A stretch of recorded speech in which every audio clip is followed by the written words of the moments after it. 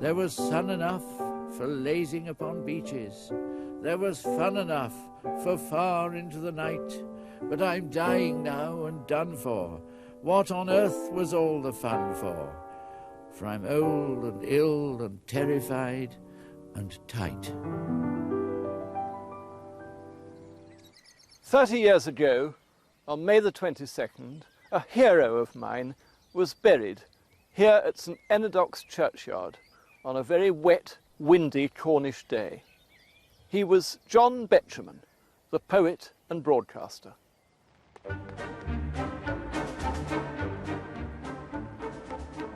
During his lifetime, Betjeman had come to speak to and for the nation in a unique and remarkable way. There was Betjeman the poet, writing verse for the many and not just the few.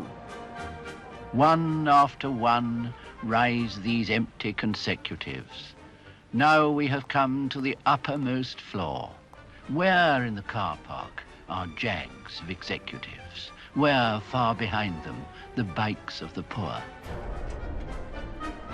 There was Betjeman the broadcaster, explaining his passions and bugbears, and doing so with infectious enthusiasm.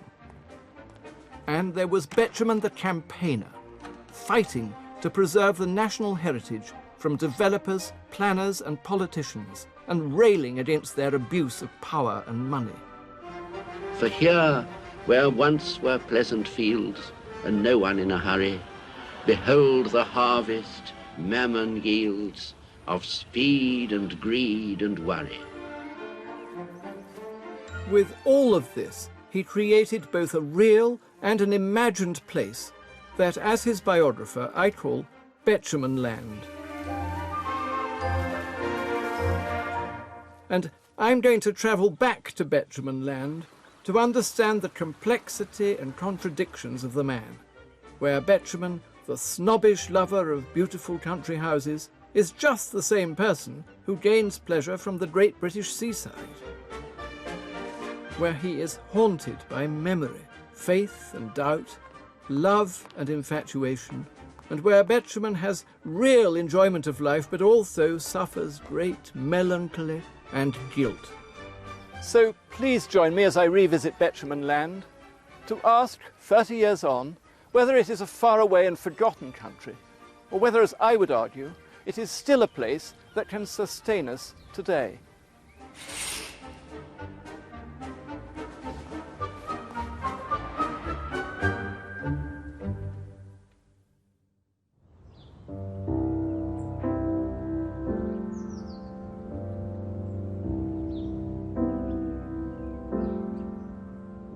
I'm going to begin my exploration of Betjeman Land high above London, where Betjeman was born in 1906 and spent a childhood of bittersweet experience. Betjeman's was an Edwardian upbringing in Highgate, close to Hampstead Heath. Betjeman was, in his own words, an only child, deliciously apart. His best friend was Archibald, the teddy bear, his surrogate brother until old age. And Archie's best friend was Jumbo, the elephant.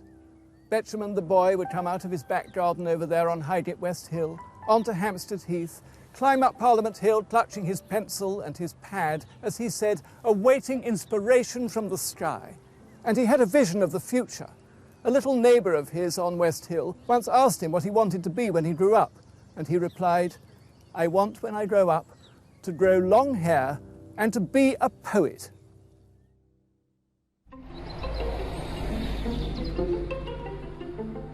The young boy lived with his bickering parents, first at 52 Parliament Hill Mansions, before they went up in the world to this house at 31 West Hill. Although they were well off and coming up in the world, in the snobbish distinctions of the time, the family were in trade. His forbidding father, Ernest, ran a business on the Pentonville Road that made luxury products, sold in the West End to the upper classes, and young John was expected to inherit the family firm. His mother, Bess, was all smothering and alarm, but in this tense and nervous household, the truly terrifying figure was his nanny, She is chillingly evoked in Betjeman's autobiographical poem, Summoned by Bells, in unflinching detail. Maud was my hateful nurse, who smelt of soap, and forced me to eat chewy bits of fish, thrusting me back to babyhood with threats of nappies, dummies, and the feeding bottle.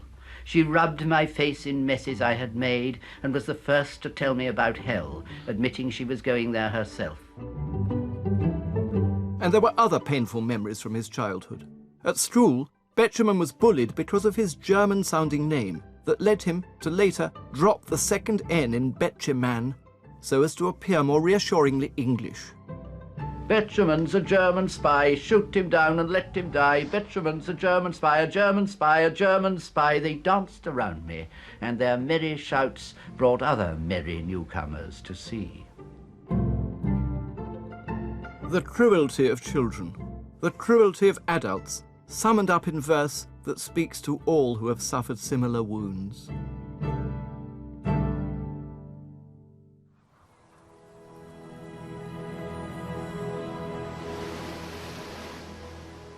There was escape from all this misery during family holidays in Cornwall. Betjeman once said that his sense of beauty was quickened for the very first time when he came here to Damer Bay and the village of Trebetherick. And this is our first sight of a Betjeman land that can be beautiful and pleasurable.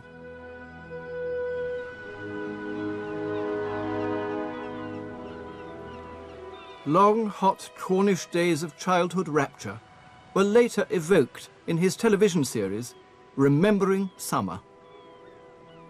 And I remember that garden,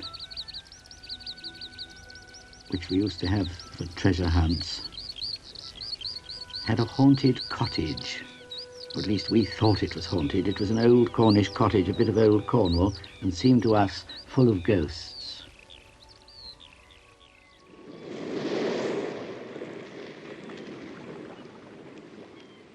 Of course, what we really came here for was the sea. I so enjoy watching the sea like this that I wouldn't mind if all television programs were just of breaking waves and sea noises. And living inland makes me so long for the sea, sometimes that I find the longing becomes unendurable.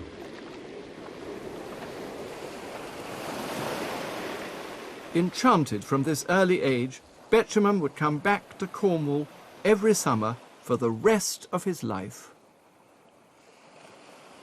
In the excellent phrase of his daughter Candida, Cornwall was the healer of all wounds for Betjeman. The sight and sound of the sea in Damer Bay always brought him peace of mind. His shell guide to Cornwall is a hymn to the beauties of Cornish landscape and architecture. And in the poem he wrote about this place, Trebetherick, what I find so moving about it and so typical of Betjeman, it's not just an evocation of the place, but of the people he's known here, the friendships he's enjoyed since childhood. Blessed be St. Enodoc, blessed be the wave, blessed be the springy turf. We pray, pray to thee, ask for our children all the happy days you gave to Rafe, Vasey, Alistair, Biddy, John and me. The natural beauty of the Cornish landscape always captivated Betjeman, but so did the buildings he discovered there. Cycling off on his own, the young Betjeman began to visit churches and found what would be a lifelong favourite in the village of Blissland. An older Betjeman conveyed the delight he experienced here to television viewers. Now get ready for a surprise. See the outside, all rough, huge stone blocks of granite from the moor. And now wait. There's going to be a contrast.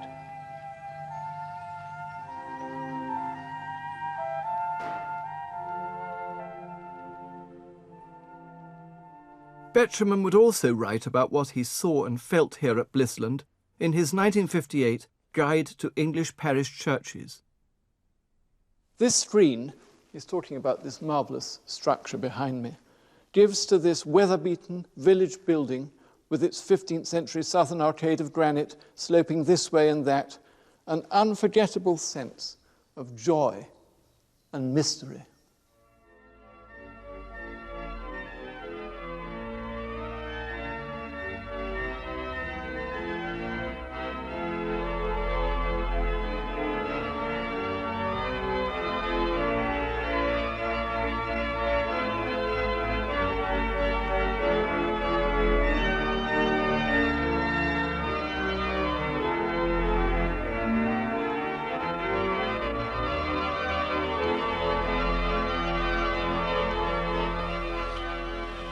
Of course, that was a trick of television.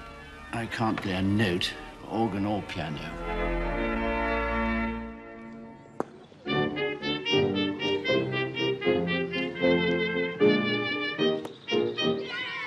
At the age of 11, Betjeman was sent away to board at the Dragon School in North Oxford. England today's in a terrible way. Well, so every artist declares. No one enthuses or cares for the muses, and every poor actor despairs. Art has steady support. Everyone's crazy on sport. Sport, sport, sport. Here, amongst the hearty fun and compulsory games he both feared and loathed, the sensitive and solitary boy began to learn skills for survival. Making myself popular, siding with the majority, telling lies to get out of awkward situations. All for sport, sport, sport.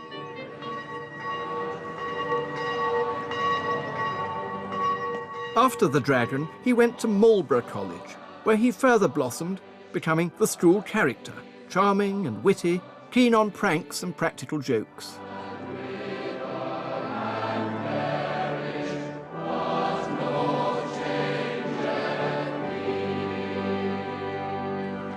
Betjeman also began to show a talent for quite extraordinary friendships, often oblivious to their consequences.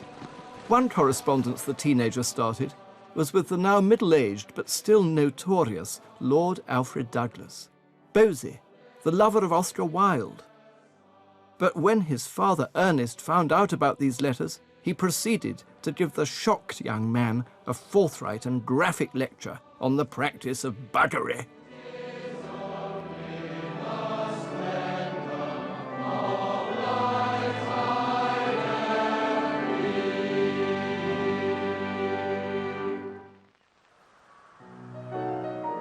It was when Betjeman went up to Oxford in 1925 that the budding aesthete found the most congenial place to nurture his ambition, to live a life of beauty and pleasure.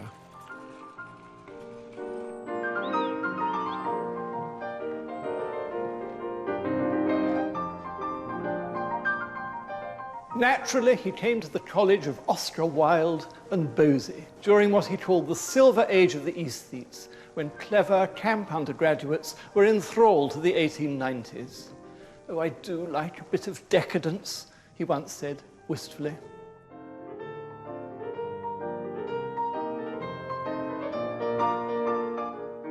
Betjeman was now 18. Already he had the infectious, toothy grin, the slightly seedy air of a defrocked clergyman, the sharp knowledge, and the ready wit.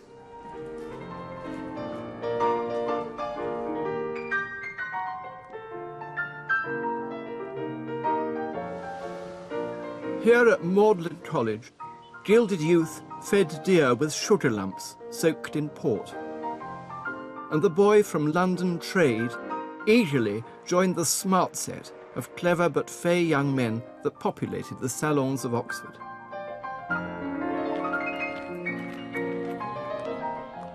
Betjeman had much sought after and expensively panelled rooms on the second floor of New Building, overlooking the college.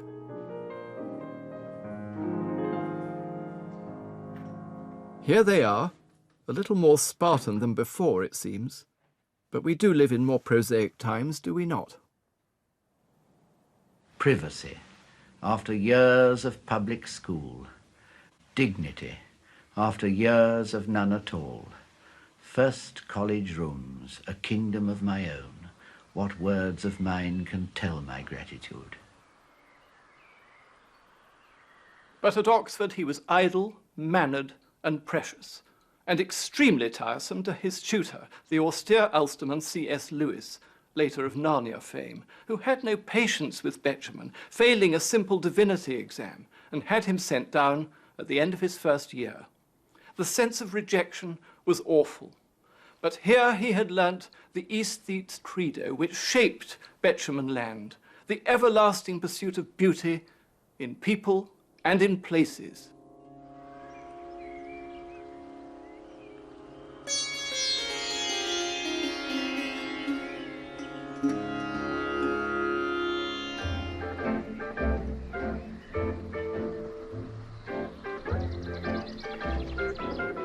It was Betjeman's eager pursuit of beauty that prompted him to seize on an invitation from an Oxford chum to stay at the country house of his family at Seasingcott. Grand, imposing, and exotic in its imitation of an Indian palace, this was a kind of heaven on earth. Down the drive, under the early yellow leaves of oaks, one lodge is Tudor, one in Indian style. The bridge, the waterfall, the temple pool, and there they burst on us. The onion domes, chudgers and chutteries made of amber stone, home of the oaks, exotic Seasingcott. Stately and strange it looked, the nabob's house, Indian without and coolest Greek within, looking from Gloucestershire to Oxfordshire.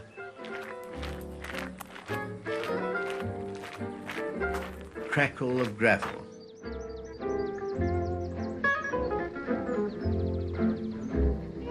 Throughout his life, Betjeman loved great houses. But this place isn't your average stately home of England. It's fantastic. It's as if somebody's taken the Brighton Pavilion and set it down in the middle of the Cotswolds. It's so Betjemanic. The owner was Colonel Dugdale, and he was married to Ethel, a keen socialist. Betjeman wrote that Mrs. Dugdale was mother to us all, and he must have found in this place, with its large rooms and its civilized atmosphere, such a contrast to the pinched, quarrelsome suburban world from which he came. And in his first book, Mount Zion, or In Touch with the Infinite, he wrote a dedication which is in effect a love letter to Seasingcott. Constantly under those minarets, I have been raised from the deepest depression and spent the happiest days of my life.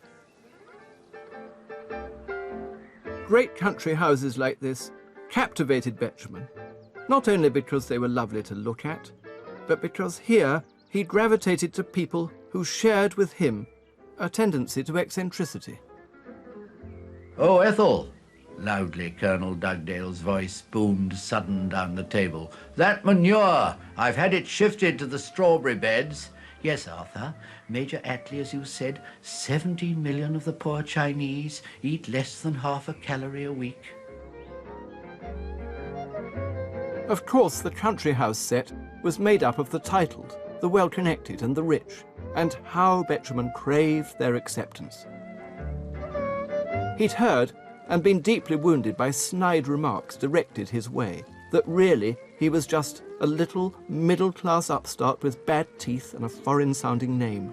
So to protect himself, humour became his shield. His contemporary, the novelist Anthony Powell, made two brilliant observations about Betjeman.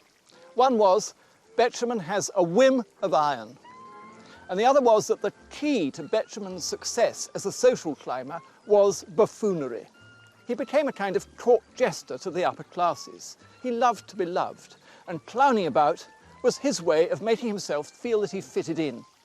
But I feel that behind all the clowning, there was a sense of insecurity.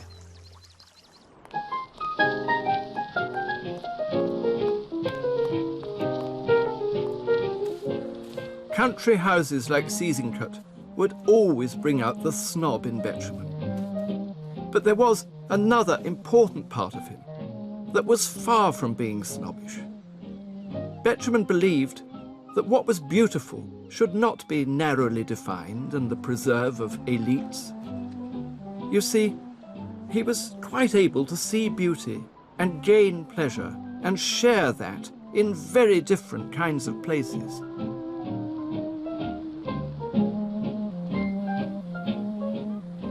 And here I am at Clevedon, built by the Victorians for a spot of gentle and genteel holiday making.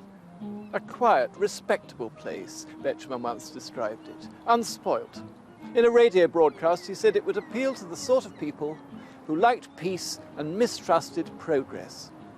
One of his favourite songs was Tea for Two, very Clevedon sort of song, don't you think? Betjeman once remarked, "Isn't abroad awful?" which is why he could celebrate with genuine feeling the pleasures of the great British seaside that he found at the more raucous Weston-super-Mare just along the Somerset coast. Let's see what the guidebook has to say about it. Here, the grown-ups can relax happily in deck chairs while the kiddies build sandcastles. That's a guidebook sentence well worth reading twice. Here, the grown-ups can relax happily in deck chairs while the kiddies build sandcastles.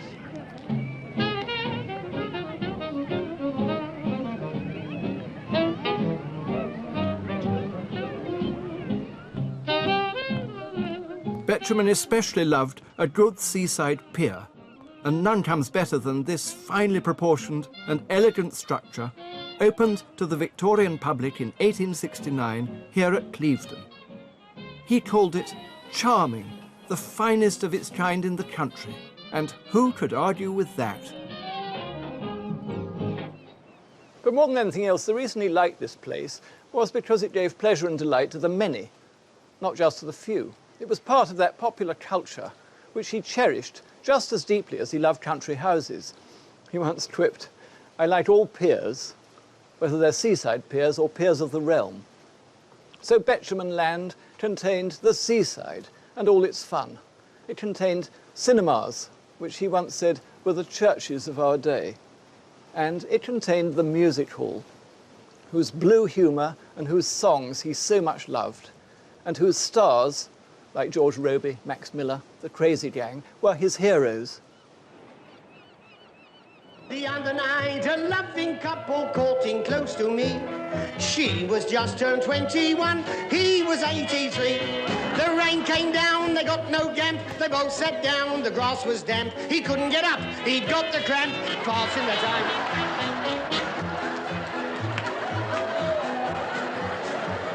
I know exactly what you're saying to yourself.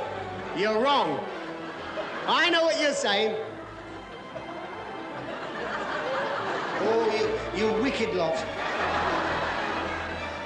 You're the kind of people who get me a bad name. There's a funny thing. Now, this is a funny thing.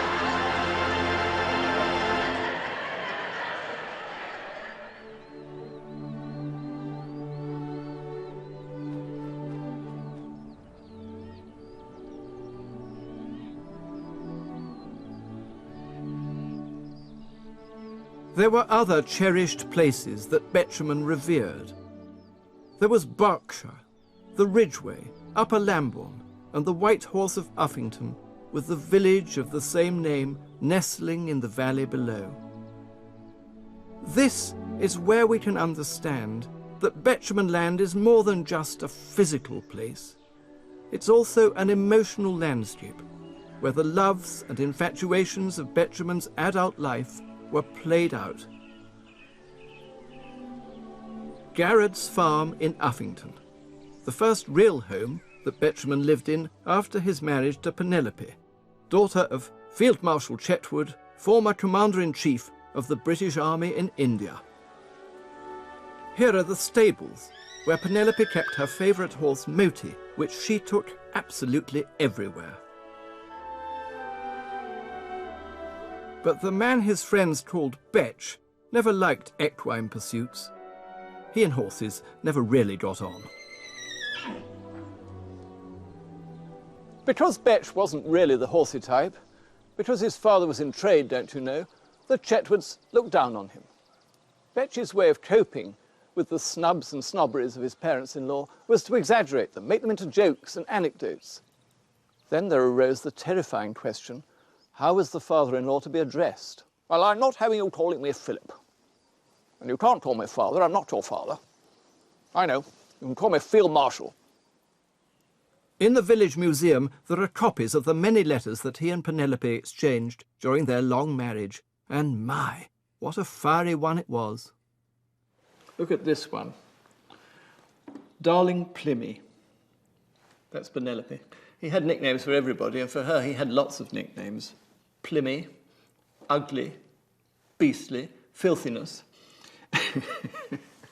And there's the children, Paul, Candida, and flanking them on either side, the two most important members of the family, perhaps, Archie and Jumbo. Gosh, Penelope looks cross in this drawing. It was a very stormy marriage, like his parents' marriage. People often witnessed the most furious rows between the Betjemans. Cyril Connolly, the critic, was once staying at a country house party. He was having a bath. It was a bathroom with two doors. One of the doors flew open. The Betjemans came running through the room, one shouting hate and abuse at the other, and out through the other door, neither of them noticing there was a naked man sitting in the bath. During the time they lived in Uffington, Betjeman and Penelope were not the least standoffish. Betch did his bit for village life by becoming church warden at what he called the Cathedral of the Vale, St. Mary.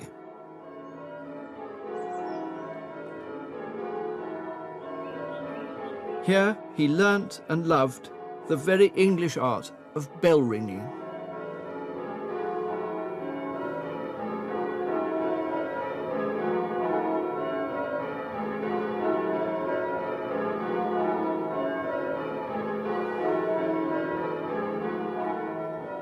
The peal of bells is the very soundtrack of Betjeman Land. Indeed, when he was on Desert Island Discs, one of his choices was a record of English change ringing. It resonates and echoes throughout his work. And indeed, it is the inspiration for the poem he wrote about this place, Uffington. Tonight we feel the muffled peal hang on the village like a pall. It overwhelms the towering elms, that death-reminding dying fall.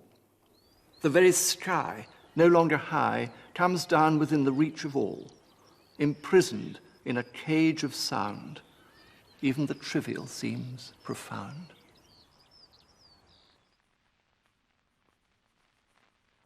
What is poetry? I think it's recollected emotion. It's a sort of shorthand, and it's saying things simply and clearly. An admiring friend once remarked that the poems of Betjeman are simple, but deceptively so.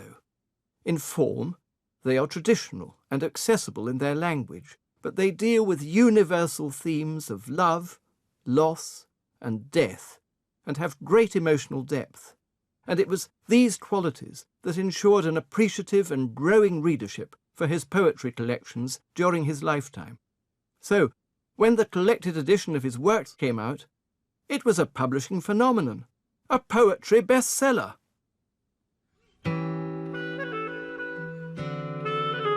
On the surface, the much-loved writer appeared the picture of respectability, the family man, wife, 2 children, dog, the house in the country. But this was never enough for Betjeman. I think he also needed an element of fantasy in his life. He enjoyed the thrill of infatuation, the pleasure of the crush, craved impossible yearning and longing, admitting that it was insecurity that made me fall in and out of love so often. I think by nature I am masochistic. And Betch made no secret of his liking for the girls. Everywhere you go in London in public transport, you can't get away from the beauty of the girls.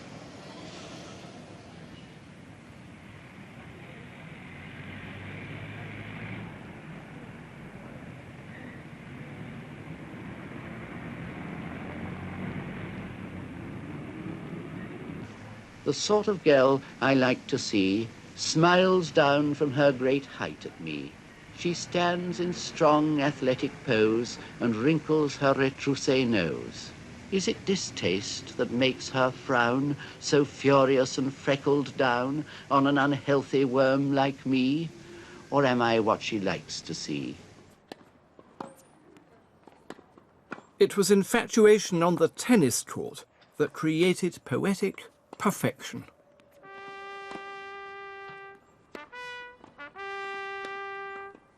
Anyone who's heard the name Betjeman is likely to know A Subaltern's Love Song, inspired by his infatuation for a Surrey doctor's daughter, tennis champ, of course.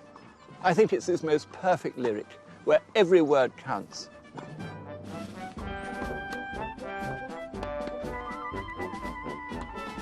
Miss J. Hunter Dunn, Miss J. Hunter Dunn, furnished and burnished by Aldershot sun.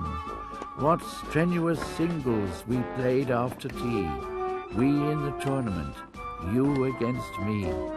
Love 30, love 40, oh weakness of joy, the speed of a swallow, the grace of a boy, with carefulest carelessness, gaily you won. I'm weak from your loveliness, Joan Hunter Dunn. But there was much more to the writing of Betjeman than this seeming levity. His poems also reflect darker, more adult preoccupations. There was always lots of sex in them, for example. In Betjeman land, there's a strong tolerance and understanding of our sexuality, which was way ahead of its time. For instance, in that poem, Invasion Exercise on a Poultry Farm, a lesbian trusses up a paratrooper while verbally abusing the object of her lust, a land girl. In Senex, there are some pretty kinky erotic goings-on out of doors. And in that tender poem, Monody on the death of a Platonist bank clerk, we see Betjeman's sympathy with homosexuals. He himself had a gay life as a schoolboy and an undergraduate. He had many gay friends, and he was always made furious by their persecution.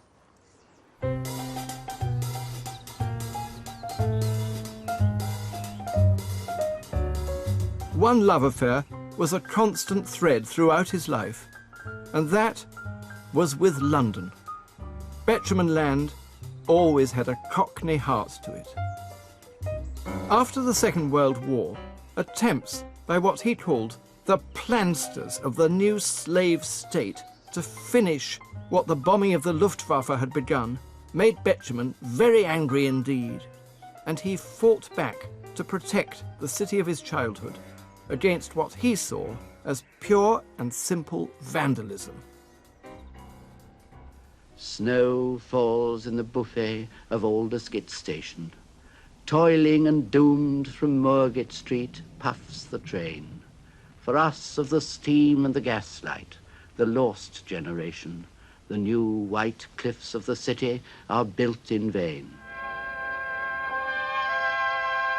But it wasn't just words that were Betjeman's weapons. Now there were deeds, as a very public role as a campaigner for conservation began.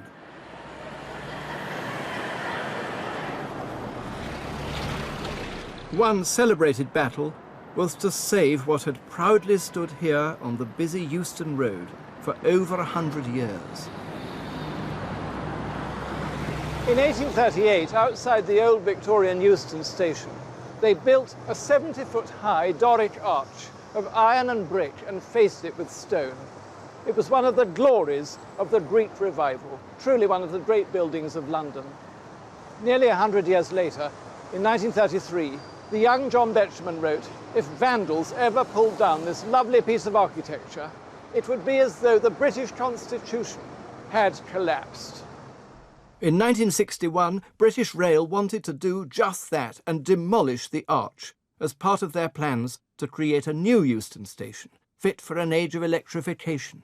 But Betjeman disagreed, arguing there was no worthier memorial to Britain having built the first railways. He lobbied vigorously to save it. It could be, if it were moved forward in front of the new Euston Station, it would be the most magnificent public monument in London. And how do you hope to find this money, sir? We could start a public fund, and I have no doubt we've got so many sympathisers, we've had letters in already, hundreds of them, that we could easily erase a large part of it, but I think really it should be a public monument. Do you think this is a good use of public money? It would look marvellous. It would be beautiful, you see. And, of course, people always think if you have anything beautiful, it's wicked nowadays. It has to be cheap. In the end, money talks. British Rail decided it was cheaper to demolish the arch than to reconstruct it in a slightly different place. And the Prime Minister of the day, Harold Macmillan, I think to his eternal shame, agreed with them. The battle was lost. The Euston Arch was demolished.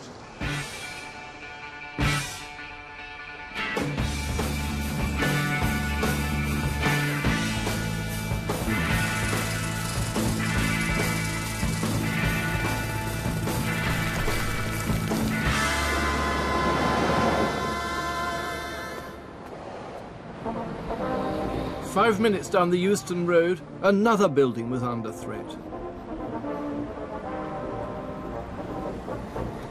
The Midland Great Hotel, a work of Gothic-inspired genius, was designed by Sir George Gilbert Scott and finished in 1873.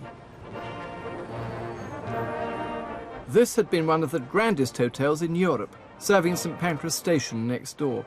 But by the 1960s it showed a faded glory, had gone down in the world and was now the offices of British Rail.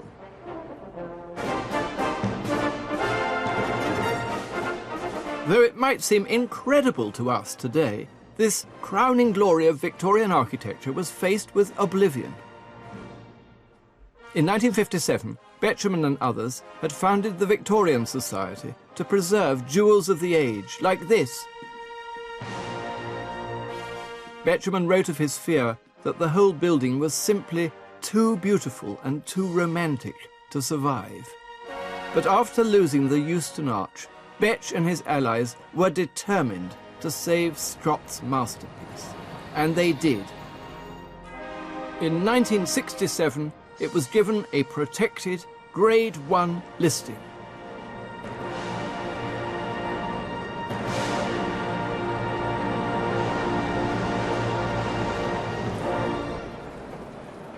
The fight then continued next door, where the railway station was also in danger of demolition. Great Victorian termini like St Pancras were for Betjeman secular cathedrals. They were part of the lives of the nation, where he saw the smile of welcome and the sadness of goodbye. So they must be saved too.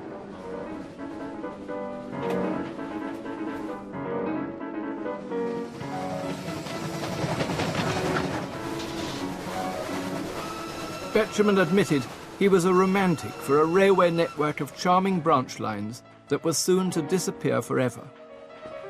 I say, I hope you're enjoying this journey as much as I am. But if we listen to his views about the value of rail, spoken at the moment when the car was becoming the star, he seems so commonsensical, prophetic even. You know, I'm not just being nostalgic and sentimental and unpractical about railways. We all of us know that road traffic is becoming increasingly hellish on this overcrowded island, and that in 10 years from now, there'll be 3 times as much traffic on English roads as there is today.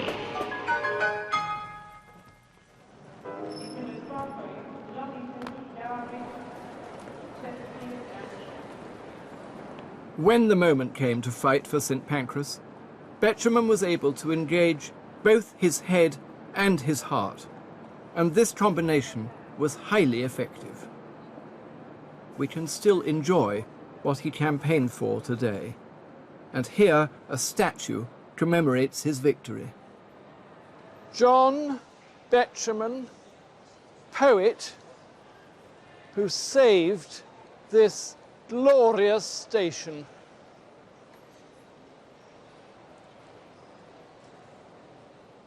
But it was not only shared public places that Betjeman wanted to save.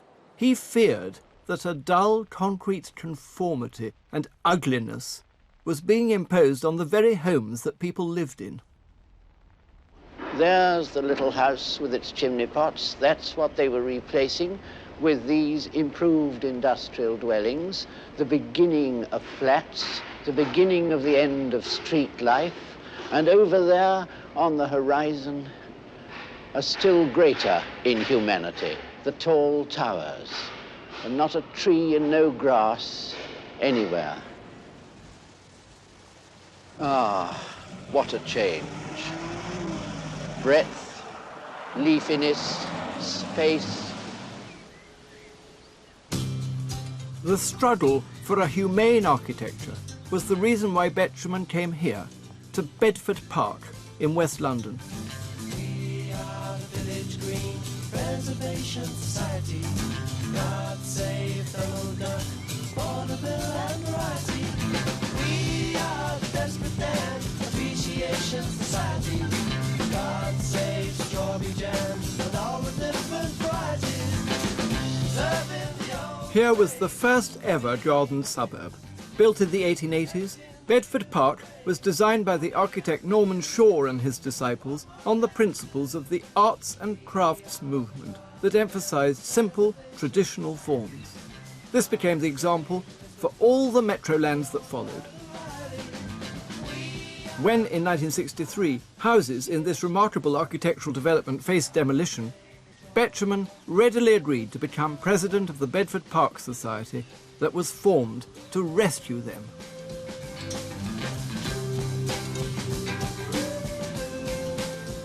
What so appealed to Betjeman about the arts and crafts domestic style was it was architecture for real people to live in. These were houses with warmth, with distinctive, twerky features, even with a bit of humour. He thought that was worth fighting for. So when they were threatened, he fought. And with John Betjeman as the figurehead, the battle for Bedford Park was decisively won. Loving the old ways from being abused. Protecting the new ways for me and for you. What more can we do? We are the Village Green Preservation Society. God save... By the 1970s, Betjeman was receiving 50 letters a day from all around the country, begging for his help for this or that campaign of conservation.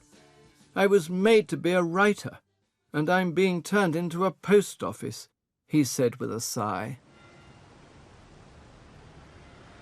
Some of these appeals were for churches that faced the wrecking ball. One was for Holy Trinity close to Sloane Square. It was designed by John Dando Sedding, and for Betjeman it was a late Victorian masterpiece. As he wrote, "Holy Trinity is a celebration of the arts and crafts movement. It only lacks a bishop's throne to be the cathedral of West London." He loved this great stained glass window by Burne-Jones. He loved all the metalwork in the choir, the carved angels by Pomeroy, the great hammered screens by Henry Wilson. For Betjeman, this was an irreplaceable church. In June 1971, it was announced that the Sedding Church would be demolished and its works of art destroyed or dispersed, to be replaced by a more modest place of worship. The proposal made a rather chilling reference to Holy Trinity as obsolete plant. Betjeman thought all this the height of irresponsibility, and with the architectural writer Gavin Stamp, once again went to war, and once again won. The paradox is that I don't suppose there's anyone in Britain today who does not support Betjeman in the preservation debates. But while we all want to save lovely old buildings, do we understand why Betjeman so violently objected to the Vandals? It was their greed, it was their pernicious belief in progress, in growth, in worshipping economic good as the highest of all human ambitions. And if we understand that about Betjeman, then he's a prophet who speaks to us more vividly today than ever. We humbly beseech thee most mercifully to receive these our prayers, which we offer unto thy divine majesty. An act of vandalism against Holy Trinity hurt Betjeman deeply. Not only was it a place of aesthetic beauty, but he worshipped here as well. So now we can understand another part of Betjeman land, one that was a place of deep faith. Not into temptation, but deliver us from evil. For thine is the kingdom, the power, and the glory, forever and ever. Throughout his life, he described himself as a religious maniac under the command of the management, at whose mention he would gaze piously heavenward. You see, even God had a nickname. But for John Betjeman, this was serious.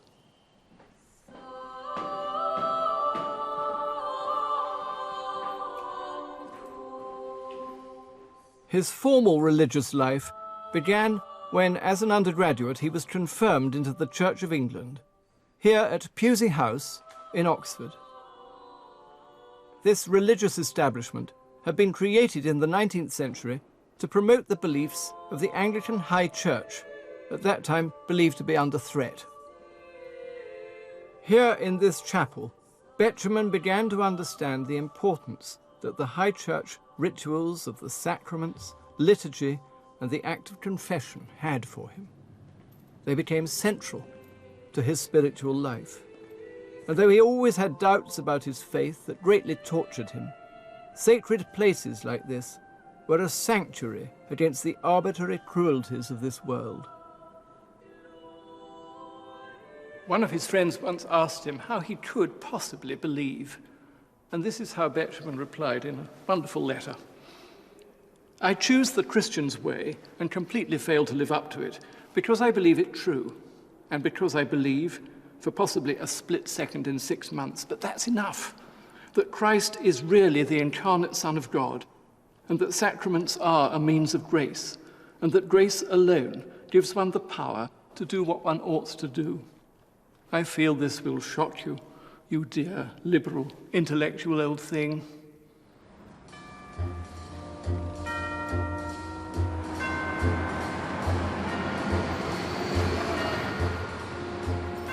By the 1960s, Betjeman the snob must have taken immense satisfaction in the fact that he was now a friend to royalty, the great and the good. Well, sir, all I can say is if I were a bell, I'd be ringing from the moment... He was soon to be knighted and the mantle of Poet Laureate placed on his shoulders. So, naturally, as part of the establishment, Betch lived it up in Clubland. The Garrick, the Athenaeum, and here at the Royal Automobile Club. Well, sir, all I can say is if I were a gate, I'd be swinging. And how Betjeman enjoyed good company and conversation, wining and dining. Or if I were a bell, I'd go ding-dong, ding-dong, ding. He had literally hundreds of friends, and what fun to have been one of them and have lunch with John Betjeman, because he so enjoyed his food and he loved getting drunk and he loved a good claret, not that he was a wine snob. And they would have enjoyed all the jokes and the mimicry and the self-deprecating stories and the laughter, which they said rose to a high pitch like a dog whistle. And sometimes, when greatly amused at the table, he would throw back his head and cover his face with his napkin and literally howl with mirth. Such warmth of character, I think. Betjeman used to say he didn't like people without fingertips, by which he meant people without sensitivity or empathy. By now, his television appearances had made this affable side to Betjeman's character very familiar indeed. The performer, who'd entertained drawing rooms since his Oxford days, was now doing the same for millions, watching in their living rooms. How beautiful the London air, how calm and unalarming this height above the archway where the prospects round are charming. And Betch was a television natural, warm, accessible, and, unlike so many presenters then and now, not in the least condescending to viewers. Let's mount the 16 bus with care. It's empty, wide and free. It will take us out of everywhere to the days that used to be. So here was the public persona, yet there was a different private side revealed off camera. After Betch had made all his friends laugh and they saw him walk away, they watched the shoulders slump down and the melancholy madness take over. He was very sensitive in the face of criticism. He was thin-skinned. He was paranoid. He was full of fears. He thought he was a failure. And Betjeman fretted and agonized. Was he really that good a writer? Was he just a little too frivolous and fun-loving? Really just not serious enough? I can only say how very thankful I am to have survived so long, and how very thankful I am that people still haven't seen through me. I always feel rather a fraud.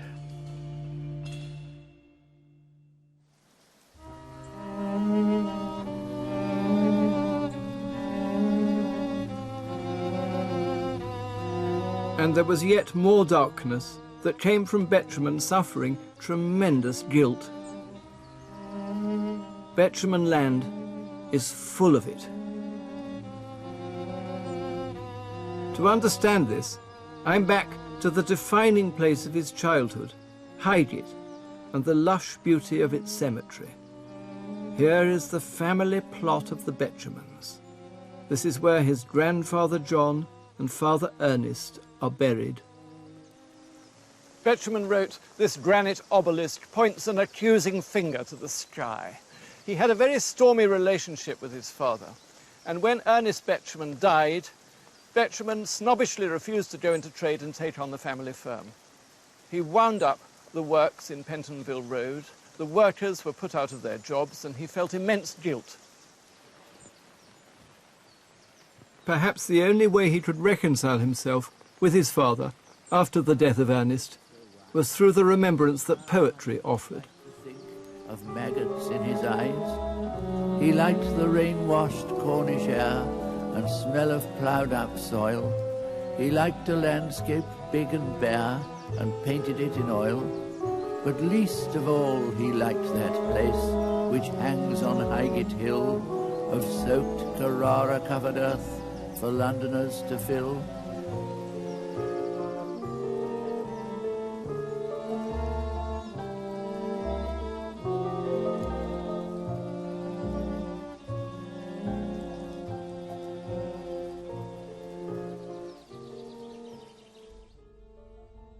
But there was a guilty secret Betjeman harboured that might have greatly damaged the relationship he had with his adoring public, if it had become public knowledge.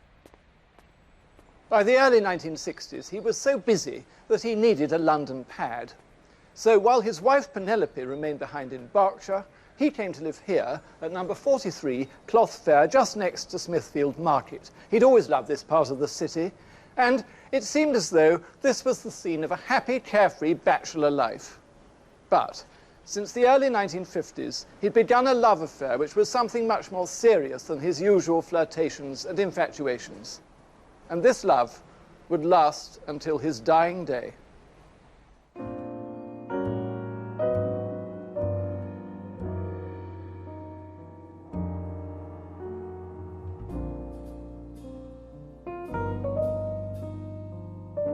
The affair was with Lady Elizabeth Cavendish, lady-in-waiting to Princess Margaret.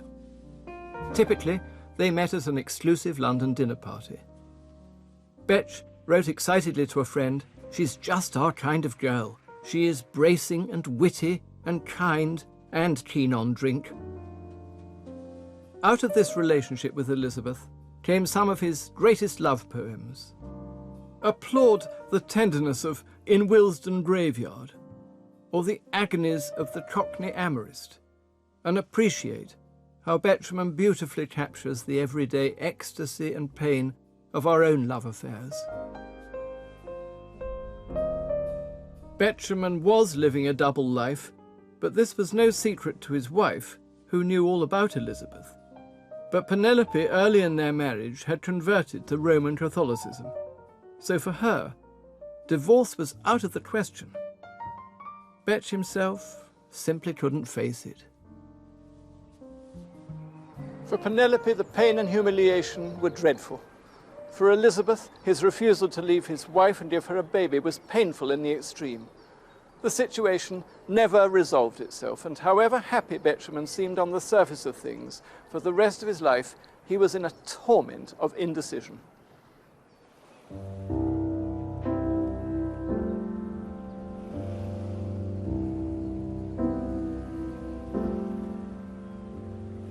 John Betjeman spent the last days of his life with Elizabeth, not Penelope, in Cornwall, once again by Dame Bay, the one place in Betjeman land that could guarantee him solace and peace.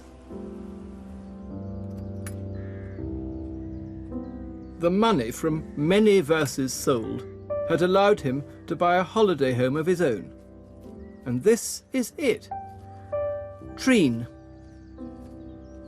Here Betjeman died on the 19th of May, 1984.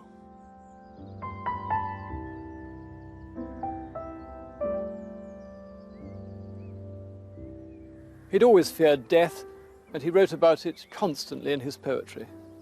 He also had a lifelong dread, instilled in him by his Calvinist nursemaid, of going to hell to be punished for his sins. But Elizabeth recalled that in the last 2 months of his life, he was calm and serene, and she was at his side when he died quietly here at Treen, with Jumbo and Archie in either arm.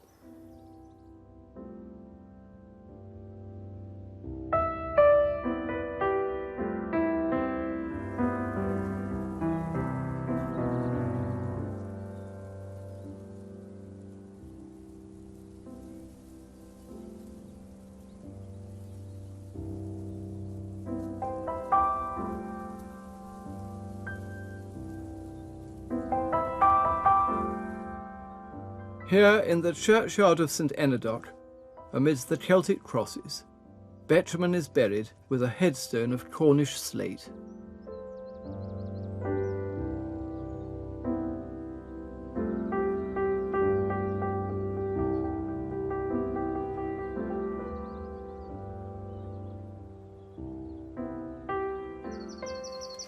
So why is it worth commemorating John Betjeman 30 years after he died? First, because he was a poet. I would say a highly original poet. Unlike most poets, he had the capacity to communicate with the needs and the griefs and the pleasures of millions of his fellow human beings. And Betjeman helped us to see beauty in railways, in buildings, in landscapes that the money men and the politicians don't see the point of. And Betj, the emotional chaotic, helped us, helped me at any rate, come to terms with our own muddled lives and loves. But let the last word be his. This is the last poem in his final published collection. It's called The Last Laugh. I made hay while the sun shone, my work sold. Now, if the harvest is over and the world cold, give me the bonus of laughter as I lose hold.